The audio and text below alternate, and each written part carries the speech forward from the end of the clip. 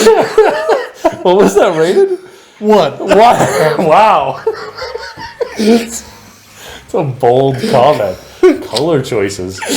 Wow. What's happening, party people? Welcome to Punch More Party. My name is Daniel. This is Father Greg. We are embarking on a new series where we are covering the top 10 games on Board Game Geek. We are taking a deep dive look at them, and we are just going to ask the question, do they deserve to be in the top 10 on Board Game Geek? Before we get right into that, I just want to say a big thank you to all of our party people for 1,000 subscribers. This is amazing. That's been kind of my only goal that I've had since the start of the channel, and it's only really since Father Greg and Sarah started coming on the channel that I feel like we've kind of gained the momentum that's kept us kind of rocketing towards that goal and beyond. And so thank you, party people. Keep engaging in the comments below. Keep chatting with us. We love doing this, and we love having this conversation with you. And this conversation with the top 10 games on Board Game Geek, I think, is going to be really fun. So we are getting into the top 10 games on Board Game Geek, and this series is not only going to be fun, and we have great games to talk about, or we don't know, but it's a bit of a challenge too. Getting these games played. We're already on a bit of a roll. We played Brass again last night. That's what we're talking about today. Did I even say that at the top? Nope. I haven't said that yet. We're talking about Brass today. So first off in the series is Brass Birmingham, and this is something. This is something. And so we wanted to start by looking at Board Game Geek and just different examples of reviews and comments that people have given about Brass Birmingham to give you an idea of kind of where this fits. This is number 3 on the rankings of Board Game Geek. So of all of the comments and reviews and ratings that have been given on Board Game Geek, this comes out at number 3. That's high. I'm just excited to see what we think about how high that is after playing this game. We had a good time with it. Yeah. You can see we got a little silly, things got a little intense. There were some theological debates in the midst of. You don't want to include a debate about liturgical theology on your YouTube channel? Not particular. I mean, maybe for another channel. I don't want to record. So yeah, I'll give you a review. Tell me what you think about this. Okay, well, you chip in too. Yeah. So 4 stars. This was W33K5 said, "This game tells you no more than I tell my kid." What do you think of that? I think that's exactly right. That's right. So I wouldn't rate it a 4 out of 10 because of it, but it's definitely like this game is full of rejection, and that's part of just so many rules and minute rules that I think make for a pretty good game system. But yeah, there's constant threat of, oh, you can't do that. No, you can't do that way. No, that's not the way you do it. So I'm gonna hate the second you half. can't build that there. Wait a minute.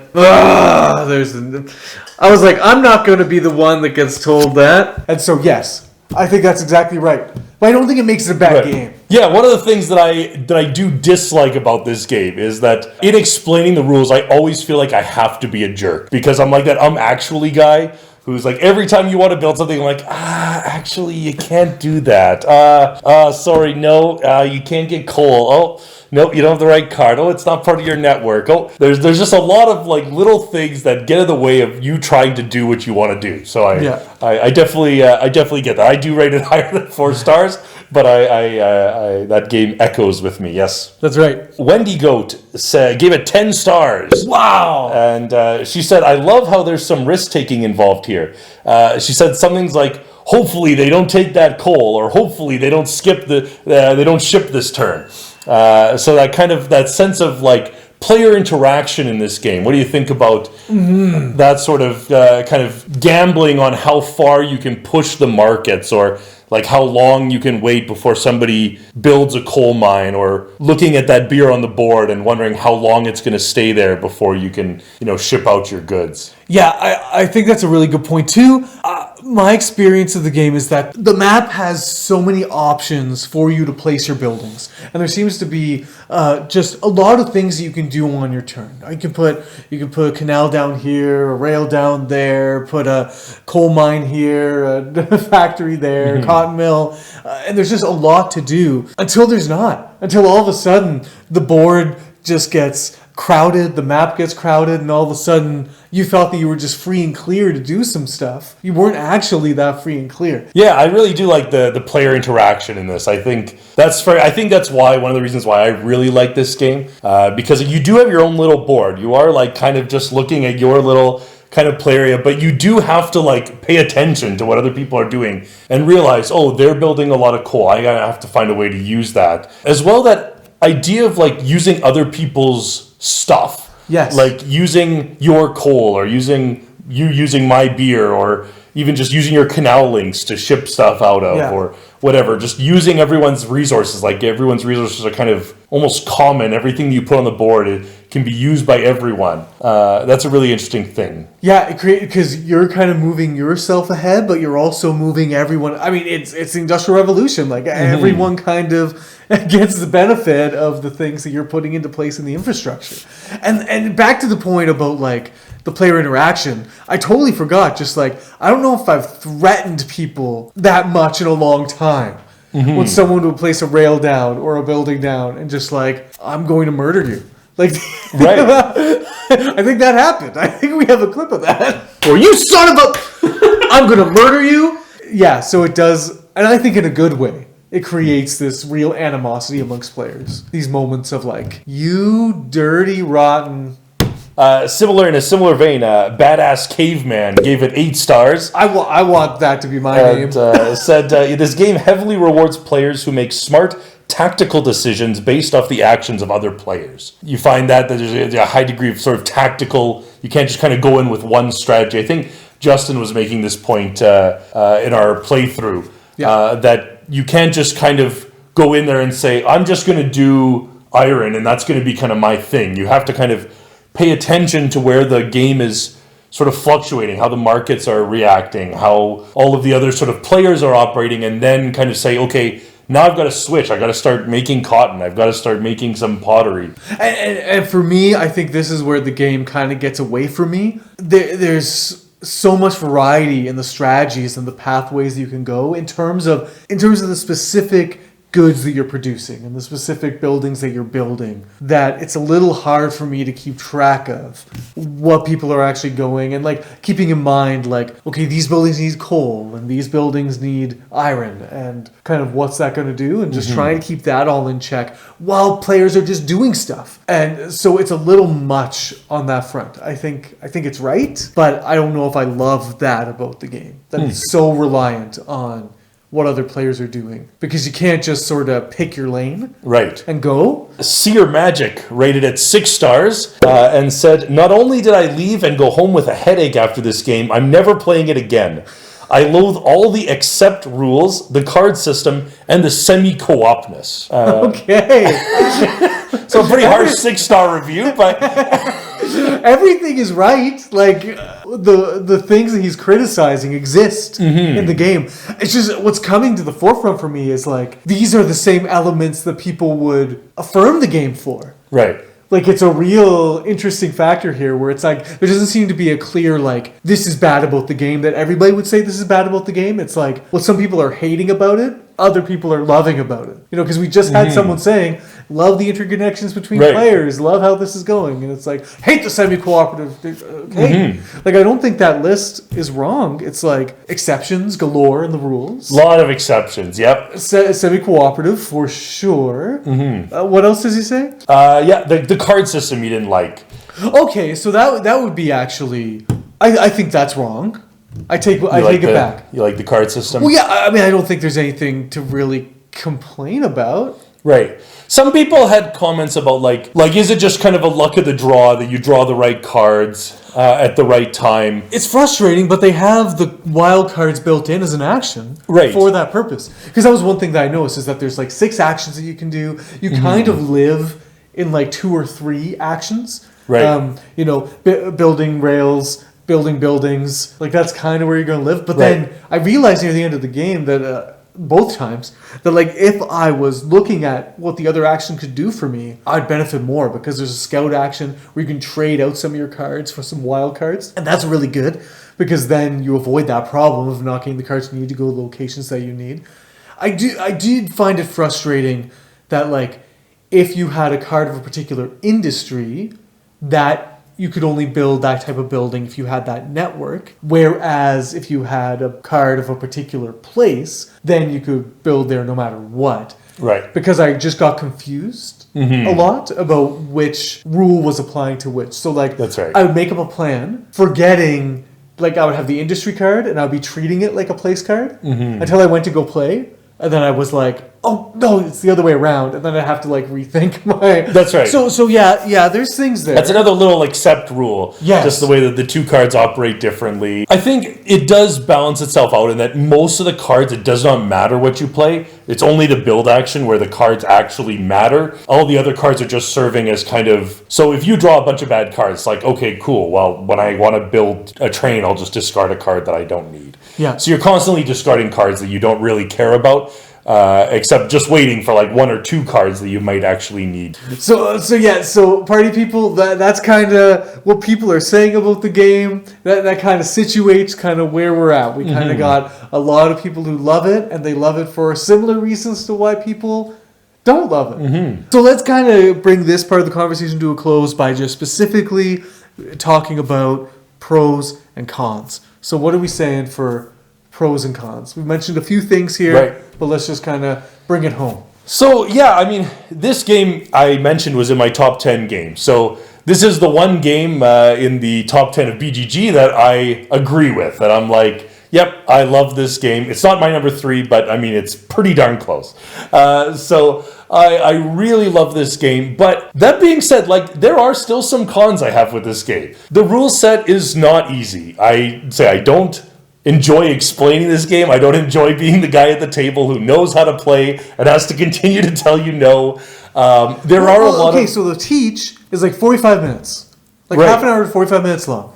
And so we had our friend Justin with us this last night, and Father Greg was teaching again. And so the first time it was just him, Father Greg and I, and so he taught it. And I was like, this is a long teach. And I couldn't figure out what was making this teach so long. And so last night I was trying to pay attention, like, okay, why is this teach so long? Because once you get into the playing of the game, it's fairly intuitive. There are a lot of... yes, the exceptions are there, but like, you kind of know what to do. It's not complicated what you're doing. But I couldn't figure it out, why this was taking so long. But it was all of these little... With these buildings, you build them this way. And with these, you build them that way. And with these rails, you can do this. Until, all of a sudden, no, and then... That's right. There's all kinds of little ands, ifs, or buts rules. You can only build once in a city in the first half of the game. In the second half, you can build there as many times as you want. In the first part of the game, you have to build canals. In the second part, you're building rails. In the first part, or rather, when you're shipping coal, you have to build a rail to it. Iron, you can get it from anywhere. Beer, you can get it from anywhere if it's yours, or you can get it from your rails if it belongs to somebody else. All these little sort of things are just things that make this teach a little bit difficult. So for me, that's a big con. Now, I still love the game. I still think that I love the player interaction. I like that it is just like a raw economic game. You've got one resource, and that's money. You're not like balancing, okay, I got wood and gold and like all kinds of things. You've got like money. There are other resources on the board, but really money is the only thing that you have in front of you. Right. Which I think like is an interesting kind of thing. I really love the look of it. I love the aesthetic. I like the theme. Some of the comments that I was reading were like, the Industrial Revolution, like what a boring theme, like what a just kind of dark, but like, for me, this game captures the Industrial Revolution, that it's like, it's kind of depressing, it's like, it's crunchy, it's economic, I'm kind of trying to eke out points and trying to make every dollar work, and I'm constantly running out of money and needing loans and trying to like leverage what other players are doing, and so like for me that fits within the theme of the Industrial Revolution, right? If I played a game of the Industrial Revolution, it was just like a happy-go-lucky game, I think I would be turned off from it. But because it's so like heavy and kind of oppressive, I think I like the theme in that. So what I love about this game is exactly due to all those little rules, because I think that's the magic sauce of this game. You're trying to build an economic engine by putting out factories that raise your economy, that raise your income, where each round you'll get some income back, and that's determined by new buildings that you build out on the board, and you need to put networks of canals and rails in order to advance your network so that you can go to places and build your buildings. Okay, what I love is just like, that would be fine if it was straightforward, but it would be like a lot of different things. But all of a sudden, I can get coal, but I don't have my rail network connected to that coal. But I have a building that's kind of in and amongst your network, and you're connected to that coal.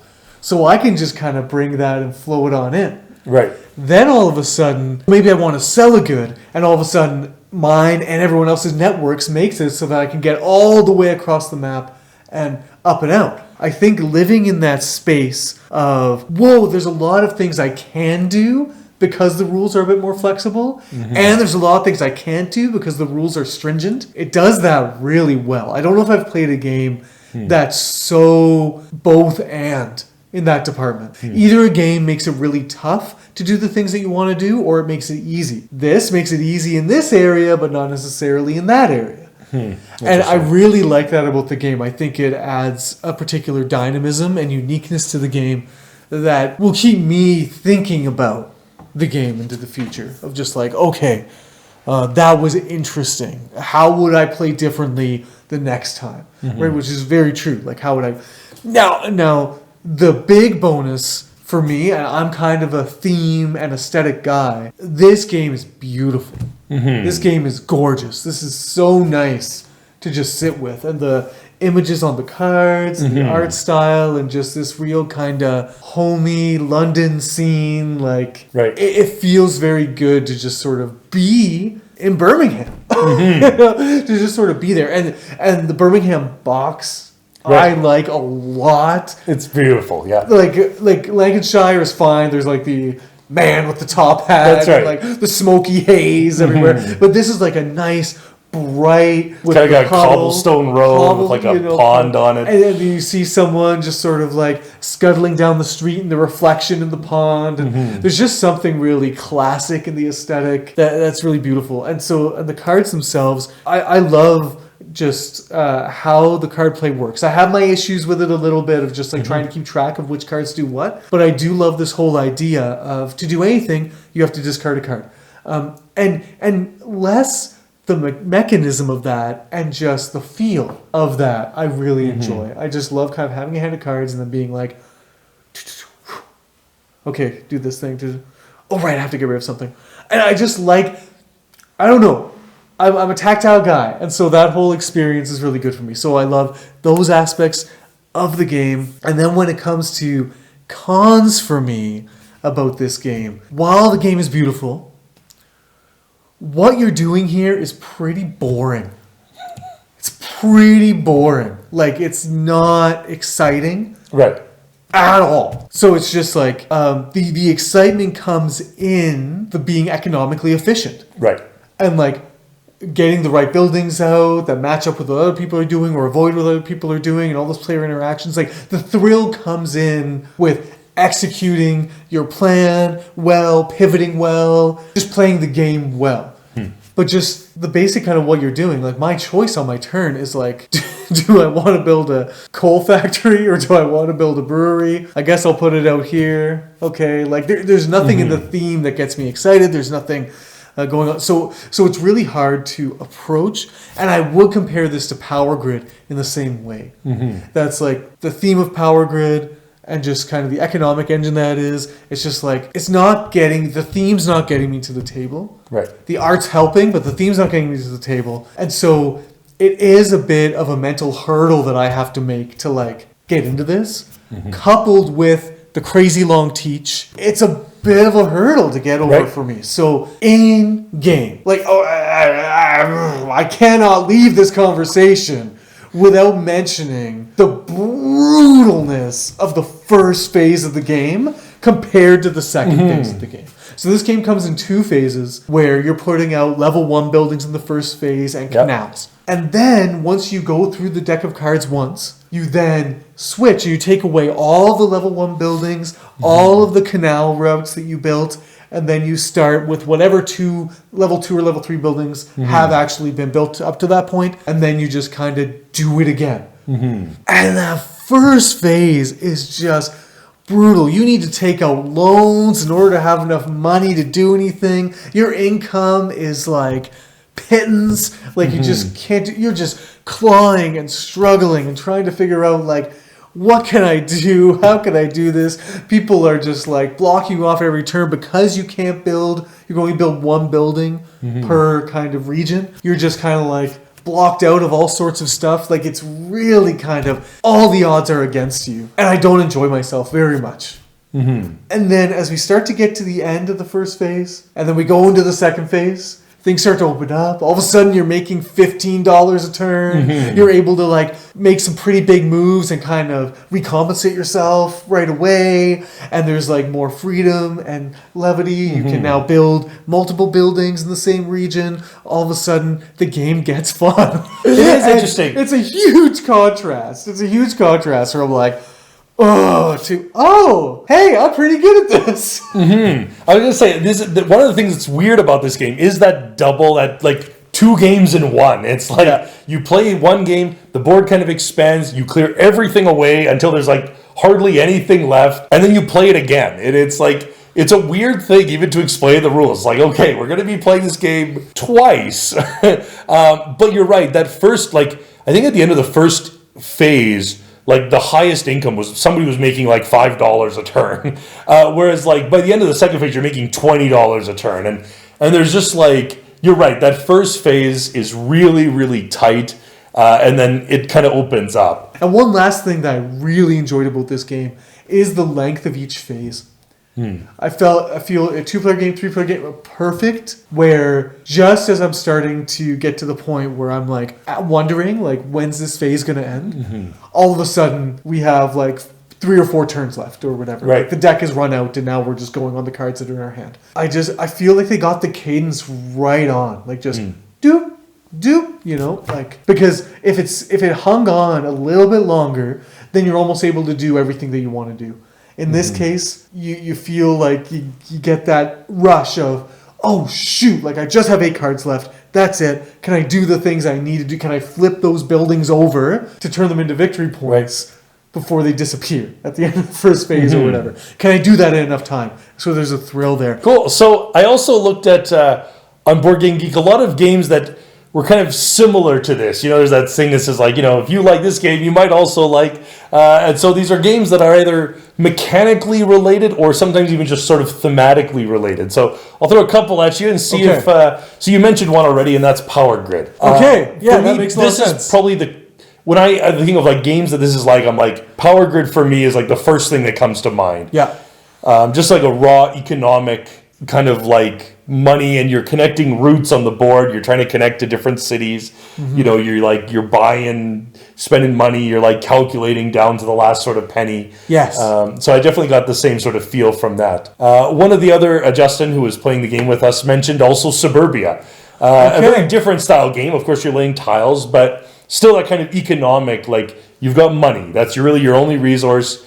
You're spending it, you know, on tiles. You have to try to kind of conserve it. You've got income that you're building up like from round to round, kind of in that same vein. And then, I don't know, have you ever played Viticulture? Yes, once only, but yeah. So Viticulture was another one where I thought kind of this idea of where you want to do something, but there's a lot of steps to doing that thing. Right. So like in Viticulture, it's like you need to buy grapes. Then you need to plant them. Then you need to harvest them. Yes. Then you need to make wine. Then you need to sell the wine. Same thing, kind of. As I was reflecting, this I was like, this kind of is a little bit like Viticulture in that when you want to sell coal, it's not, or like you want to sell cotton, it's not just a matter of one action. It's like, well, first I need to find a way to get coal. Then I need to build the cotton mill. Then I need to create a network connection down to that city. Then finally I need to sell it. So that kind of that like multi-stage approach. that's required to get to some like basic Yeah. actions. I kind of saw a little bit of that in there. Yeah, that makes a lot of sense to me. This is the number one rated, in fact, like what strategy game on BGG. Okay. So like the Yeah, other yeah, two yeah. games that rank before it are in a different category. So like if we're talking like economic games, strategic games, Yeah. like Board Game Geek says this is number one. So is there another like economic game that you would prefer to this, or do you think this is deserving of the number 3 spot on Board Game Geek?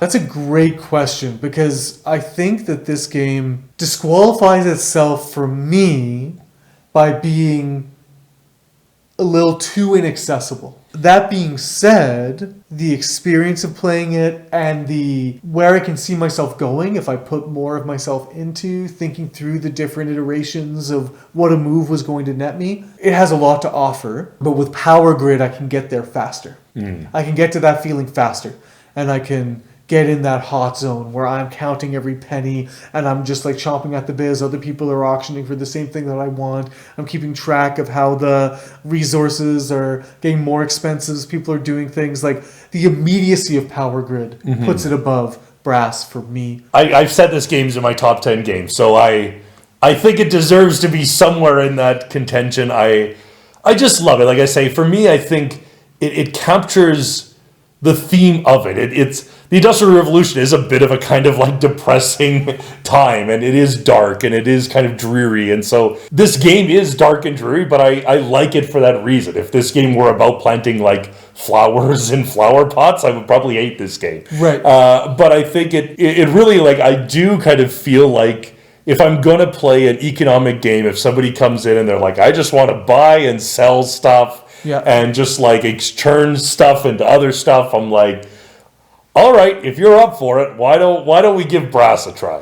Right. So for me, this is probably one of the highest economic. One games. last thing that I was thinking about in this vein of who would this be good for and that kind of thing is that I feel like a personality or a temperament that is on the more serious side, on the more kind of calculating side, would really thrive in this game. Like, sit down and just get stuff done.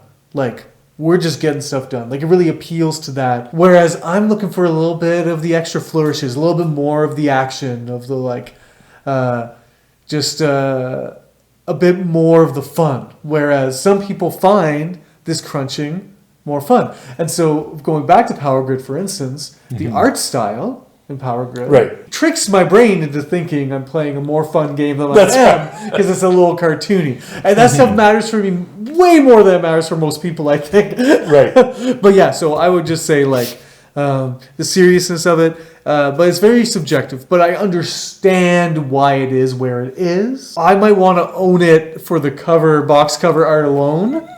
But apart from that, I couldn't see myself getting it to the table without you or like someone like you who's willing to put in the work to get it there. Yeah, but I understand. I understand why it's there, and I think it's worth playing. I think everybody should go to a board game cafe, get one of their friends to learn it, get there, do it. Grab 8 cups of coffee while you're at the board game cafe. That's right. 'Cause That's right. You're going to need some focus.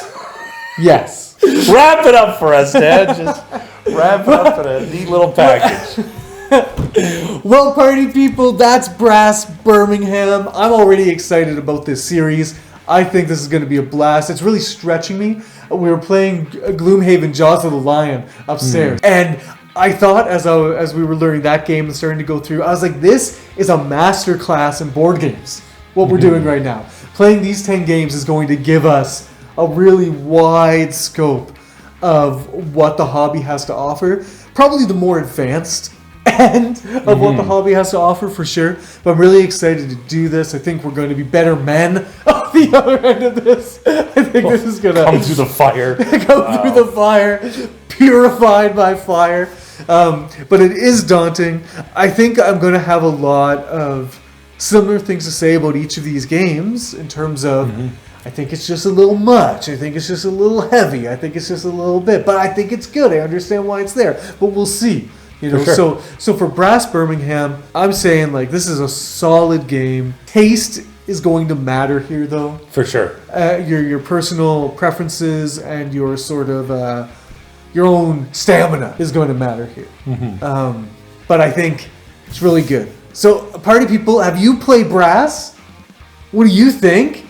Down below, if you play Brass, just give us a nod of what you think. What do you think of our thoughts? Has this video made you want to play Brass more? So, party people, keep chiming away down below. And until next time, have the best day. Take care. Enjoy.